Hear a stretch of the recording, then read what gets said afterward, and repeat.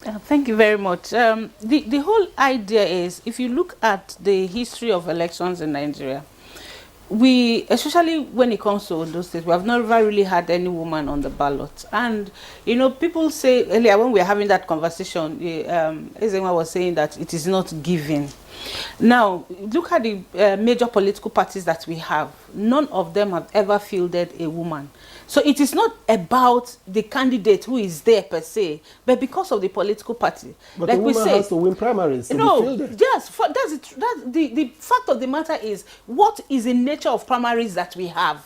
Do we have primaries where political party card holders go out to elect the person that should represent them? Or we have a situation whereby the party leadership has decided on a candidate and says this is a candidate, and you do party primaries because the law says you should do hold party primaries, and you come out with a candidate. Even before the party primaries are held, the political parties already know who their candidate is, who should emerge. There was a situation in time where you had somebody who emerged from a political party primaries. The sitting governor at that time took the person who emerged from the political party primaries and took his candidate on the right and said, this is going to be our candidate.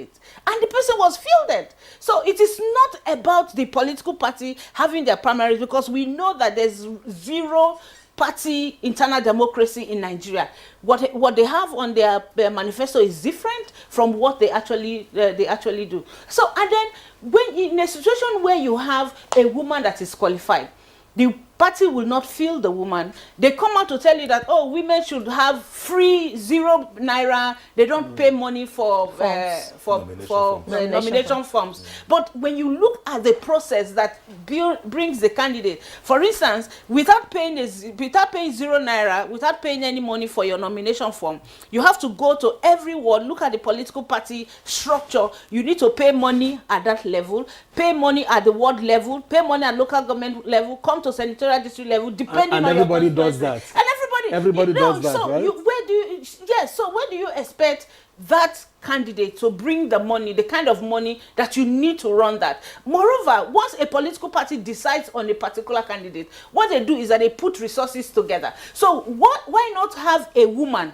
that is capable to be that and give the same structural support you are giving to that male candidate for that woman, then the woman will win the election. So it's really not about the individual that you put there. We have seen situations where people were not card-carrying members of a political party. You join that political party in 6 months, in 5 months, and you emerge as a candidate of that political party. Are there cultural issues to this? Do you think there are cultural issues, there are religious issues that make this so that the men do not want to field a woman? Is there a reason? So we find ourselves in this African traditional culture that places the male over the female. You know, that have had situations where people talk about the head, the man being the head and the neck, and for you to be seen, you need to have the neck that turns the head. And so most times you find traditional men not wanting to be led by a woman. So you go into the situation and they tell you at community level, they tell you, no, we cannot even afford to have a female,